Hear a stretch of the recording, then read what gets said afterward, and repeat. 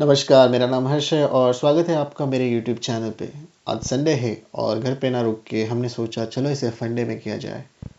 आज हम माइंस देखने वाले हैं। माइंस वैसे किताबों में पढ़ा है या न्यूज़ में देखा है, पर एज ए टूरिस्ट स्पॉट बहुत एडवेंचर से भरा लग रहा है। जगह का नाम अरिग्ना माइनिंग एक्सपीरियंस है। ये मेरी जगह से लगभग 20 किलोमीटर दूर है और हम इसे कार से कवर करेंगे। एड्रेस स्क्रीन पे है और इनकी वेबसाइट है जहां आप टिकट प्री बुक कर सकते हैं अपने मनचाहे स्लॉट पे। चलो चलते हैं।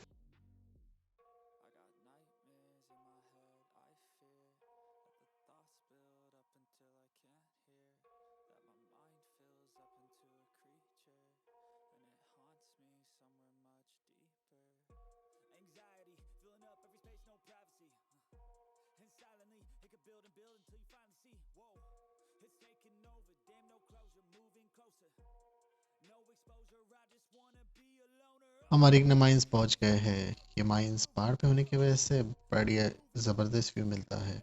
आइलैंड के मौसम की जितनी तारीफ करो उतनी कम है।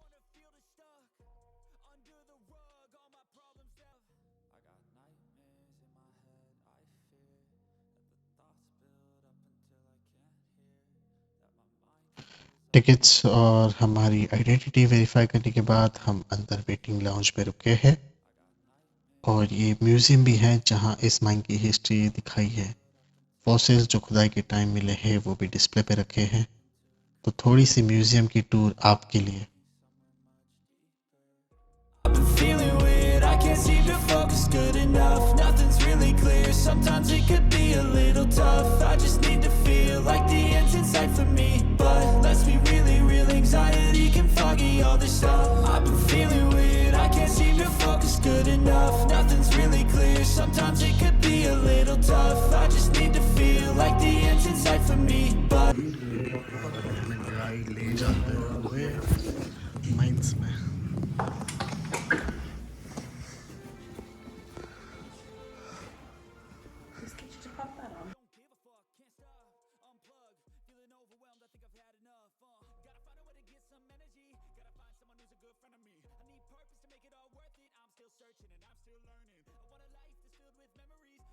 is Morris. He's an ex-miner himself, so we'll be given some of his own personal experience throughout the tour. And enjoy, folks, all right?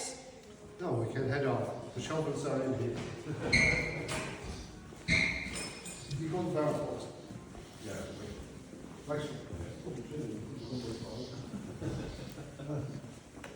Hello. Yeah, Our Lady, there was a statue of her over nearly all the mines. You know, this is one in Annie now. There's a big mine up over us here, and that's where I worked last. I worked 18 years in it, and it was called Bygone. And when I was in that, you had to walk 2.5 miles into it every day to get to work. Oh, Jesus. There was a 500-yard cold face in it and 200 men in my time. Okay. And on our way in, every miner that was going into any of the mines, he'd stop and say his prayers for safety. You know, there was a good reason for that. There was no steel or any of that up there that time. It was proper timber only, you know. Now there's maintenance going on here at the moment, folks, and that's why there's a new cover out there on a pallet ready to go in here to keep the water off you, but I haven't put it up yet. It'll be going up next year. And that road here that you're walking on would have had 2 sets of rails when it was working. Full hutches were coming out on this side and empties were going in on that side. That'll be running all day long.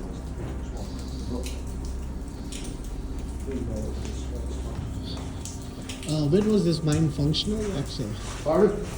When was this mine functional? They were all working up until 1990. 1990. Yeah. And it closed in July of 1990. Okay. And we started about 10 years to the day doing this up. I was first man on site. I was contracted in as one of the time. It took us over 2 years to get it. We had about 4 or 5 foot of water. Because of the help of the rest of the rock, the Danish rock, and the stuff like that, we had to take all that out of the situation. Put up the steel and make it safe.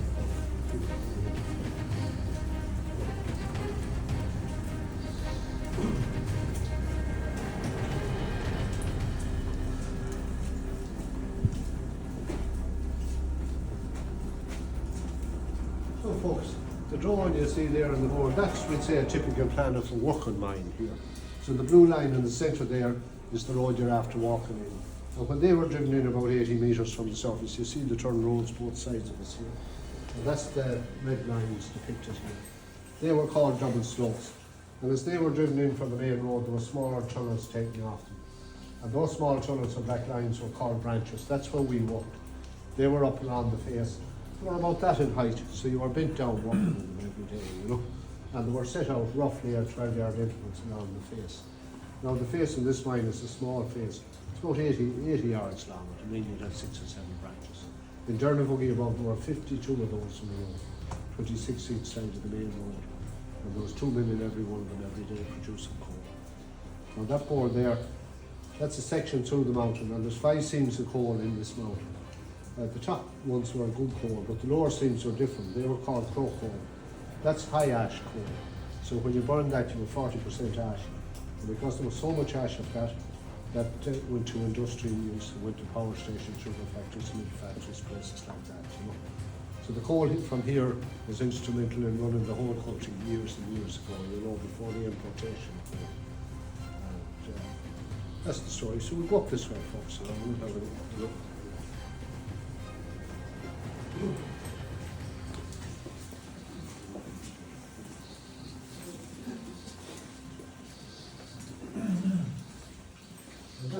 That's the ventilation shaft of mine. Now, there's normally a fan running, but we don't have a run if it's too cold in here. You're welcome to have a look in if you want.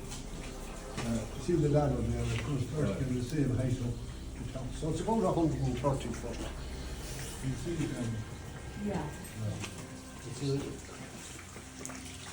have to give me 4 feet of height. about 130 foot up, and these were all driven up by the miners from the mine. You know, drills were blasted over the hood, and then you built a house around that and the stone and sand, and that had circulation. Yeah. So if you were, like we were in Durnavuggy 2.5 miles in, there wasn't a breath of air, you know, oxygen in it. It had to be pumped into you. The dust was incredible in here, folks. The rock that's here is silica sandstone. You can see shiny bits in it too, that's quartz. Yeah. And the dust of that is often that for the chest, you know. And we all have silk horses. I have 20%. Very lucky, I suppose. Some of them are double that or more. You know, and it's the biggest killer of men of all here. There was very few men killed from rockfall here. 5 in 100 years between all the mines, you know. Which I suppose, as the thing goes, isn't a bad record really. You know, considering the nature of the work and that. But there was more died from dust-related diseases, and still is, you know, and was never really awarded of them, you know.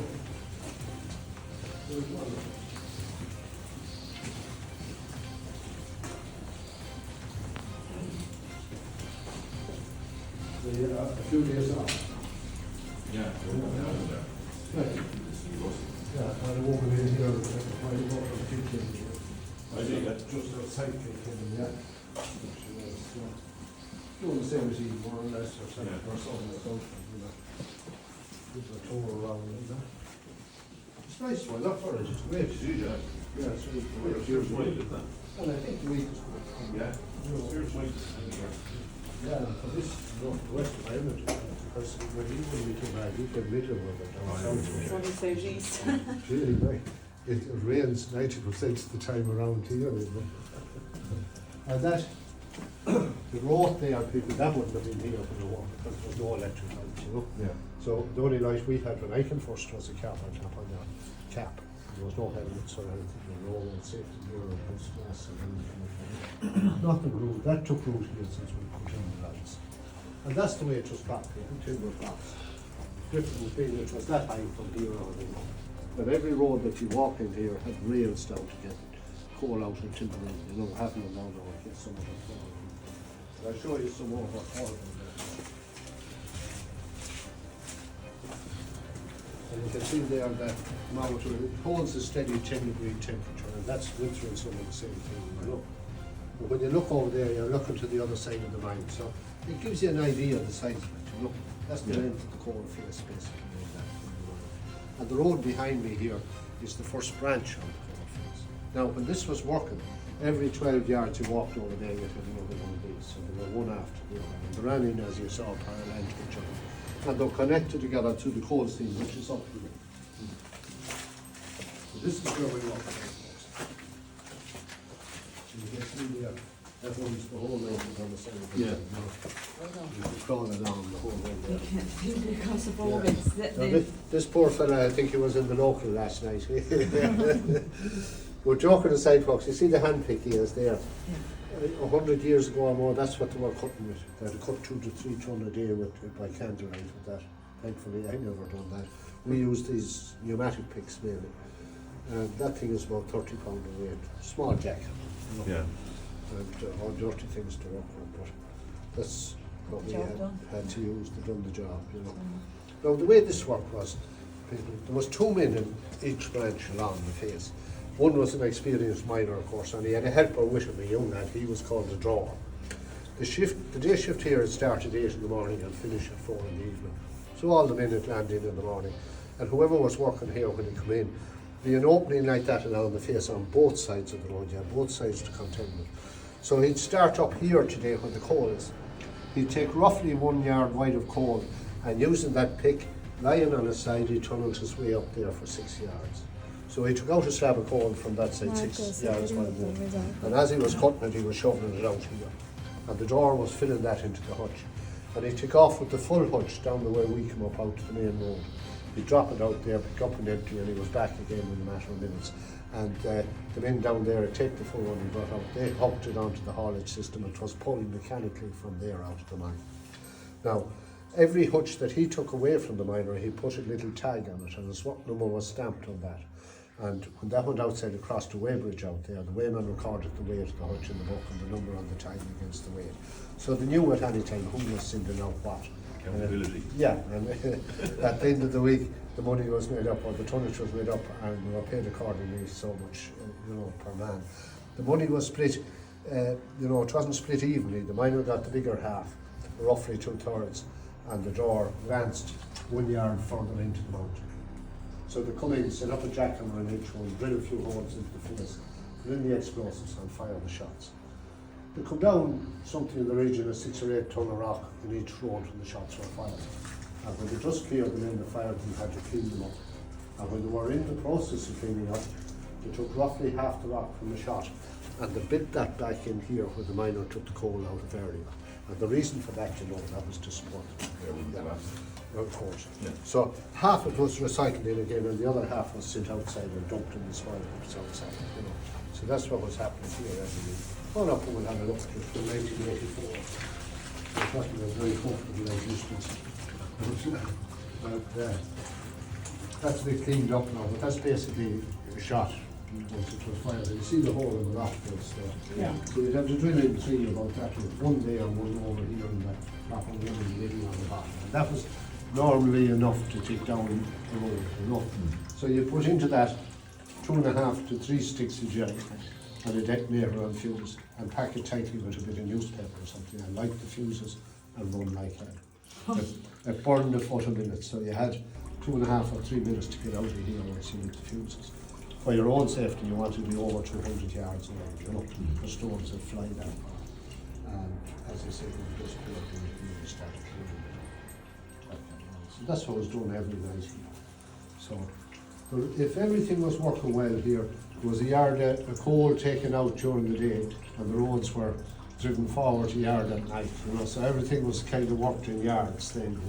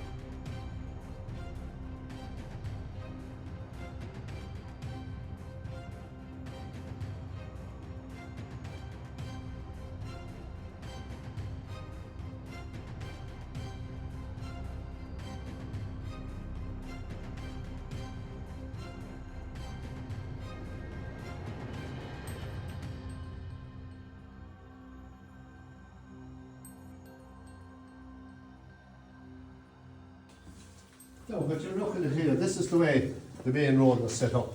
So you see there's full hutches there on one side, empties on the other, and a rope. And a couple of sets of rails, you know. So above in Dailyvlog, the engine that operated all this was outside the mine. And it was a big machine, it would be about 20 tons of weight. And I suppose it had to be because there was 5 miles of rope in that pit, 2.5 in and the same out. And between 200 and 300 hutches on the line between fronts and empties, you know. So it had to pull a big weight. But this is something we set up, and it's worked by the little winch down there. So I'll just run it for you and see it operates. So it'll be running like that every day from early morning to late shift. The drawers were coming out from both sides with full hutches every few minutes. The men here helping them on, sending them out and hitching the airplanes coming in. It was a very busy, noisy place. And you see where they're passing, they're fairly close together. Yeah, when the rope was running, if you were in or out, which we were every day, you had to walk in the middle there. And you had to be careful, it wouldn't come off the rails, you know. There was an odd man got his toes crushed and things like that. So the matches.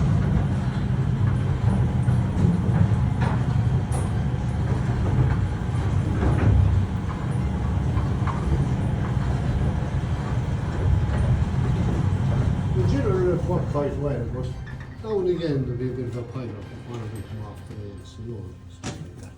Which itself was 200 metre and about 800 metre coal, that's roughly. That's the GM kit, that's what attached to the rope. But that's one of the little tags that I mentioned to you earlier, you know. And this machine here, folks, this is a different entity. It's a coal cutting machine. Did you see it on the video? Any of you, did you get time to look at the video? You know? You can look at it when you go out if you're interested, you know. But these machines, the first of them, they say, came here just before the war started in 1939, all built in Scotland in Strathclyde by Anderson Boys. There's a huge factory there and they made thousands of them and they sent them all over the world. There's a good few of them here in Arigna. Effectively, it's a big electric chainsaw, that's basically what it is. When switched on, the body of that travelled along the outer face of coal. Blade was revolving, so it was undercutting the next yard of coal in as it travelled the face. And as it kept moving along, the coal was falling down behind the machine in big chunks. So where they were used meant you hadn't to use the airplanes. Now, while they were good and as a rule worked quite well, they couldn't be used in every mine here. A lot of these mines were prone to collapse, and the roof was considered dangerous. So if you put one of them in, when you just start cutting it, that much coal that quickly and a lot of vibration there.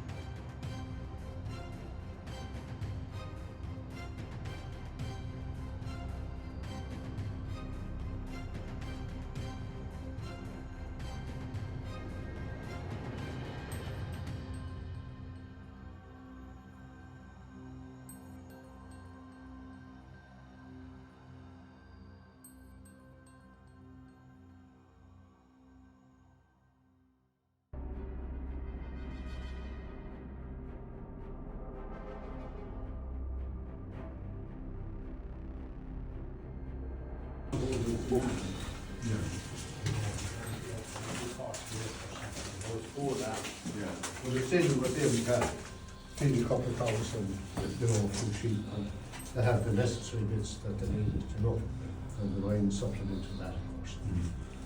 And that there, folks, that's one of the old rock drills or jackhammers for drilling holes, you know. It's one of many, we have bigger ones and smaller ones, but that size of one in general is what was used in the branches, and they were worked by one man and so on. All told, it's 100 weight or so.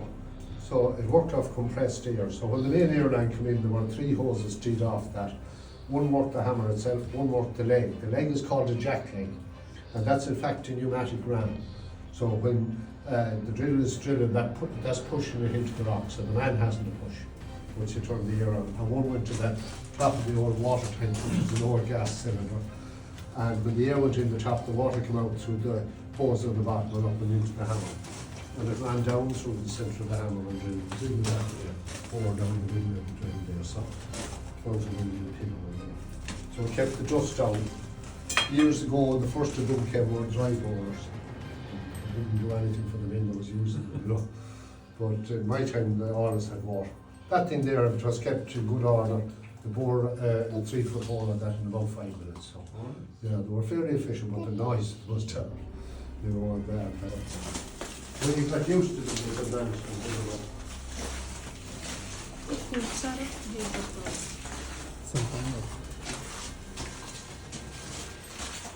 So folks, if you're looking at it here, that's the way the road will be left any walking day at 4 o'clock when the miner was finished. So when he came in this morning here at 8 o'clock, the coal would have been here in line with the face. So we check out that section there, which is called the road head. He sent that out with the young fella, and then he travelled up there for 6 metres, shoveling it out as he went along and timbered, secured a rock here. And this is what the evening shift man, when he came in, had a fire. So he'd come in, bore his holes, one there, as I said, then they set it off. And he'd come in then to clean it up. He'd fill up that side there, this side here. He sent the rest out. When he had all cleaned and dressed down and made safe, that overhang that you see there now was totally gone. So by blasting, he had advanced to the yard onto the coal in there. And that's what happened every night here. Right, These men were paid on yardage. right. I was at it myself for 12 years. So we were paid on yardage, how far forward you went tonight. And most men would brush 2 loads a night if they wanted to make good money. Right. But if you did,